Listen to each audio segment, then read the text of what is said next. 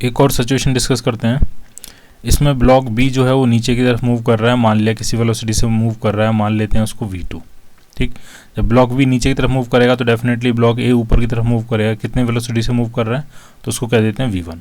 अब आपको v1 v2 में रिलेशनशिप फाइंड करनी है उस इंस्टेंट पर, जिस इंस्टेंट पे ये हाफ वर्टिकल एंगल ये जो है ये कितना दिया आपको अल्फा, और ये सिचुएशन सिमेट्रिक है। ठीक है, यानी वर्टिकल से इस स्ट्रिंग ने कितना एंगल बनाया अल्फा, तो इस स्ट्रिंग ने भी कितना एंगल बनाया अल्फा।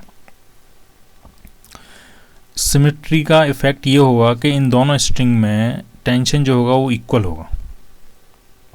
अगर इसमें टेंशन T है तो इस स्ट्रिंग में भी टेंशन क्या होगा T। अलग अलग स्ट्रिंग है क्योंकि यहाँ पे ये नॉट है, ये जंक्शन है। यहाँ पे 3 स्ट्रिंग जो हैं वो टाई की गई हैं, यहाँ पे 3 स्ट्रिंग आपस में कनेक्ट की गई हैं। तो सिमेट्री का इफेक्ट ये होगा कि अगर इस स्ट्रिंग में टेंशन T है तो इस स्ट्रिंग में भी टेंशन T होगा। क्यों ऐसा क्यों है? ऐसा इसलिए क्योंकि इस ए ब्लॉक का जो मूवमेंट है वो प्योरली वर्टिकल है। ठीक, क्वेश्चन में कहा गया ये प्योरली ऊपर की तरफ मूव कर रहा है। इसका मतलब ये जो नॉट है ये भी प्योरली ऊपर की तरफ मूव कर रही होगी। ठीक, तो प्योरली ऊपर की तरफ तभी मूव कर सकती है जब हॉरिजॉन्टल में नेट फोर्स क्या हो 0, और हॉरिजॉन्टल में नेट फोर्स क्या होगा तो इसका इस तरफ कंपोनेंट क्या होगा। तो अगर मैं इसको T1 और T2 भी मान लूँ तो इसका इस तरफ कंपोनेंट जो होगा वो होगा T1 साइन अल्फा। इसी तरह से इसका इस तरफ कंपोनेंट क्या होगा, इस टेंशन T2 का इस तरफ कंपोनेंट क्या होगा तो वो हो जाए T2 साइन अल्फा।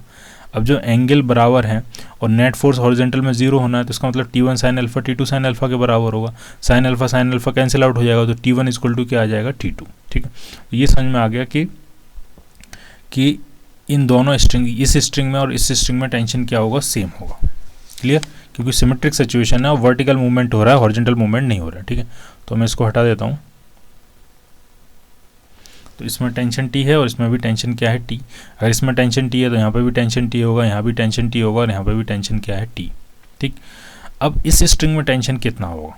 ठीक है, तो ढंग से समझना है, ये जो नॉट है ये जंक्शन है, इस पर नेट फोर्स 0 होगा क्योंकि इसका कोई मास नहीं है, ये मासलेस नॉट है, तो इस पर नेट फोर्स 0 होगा।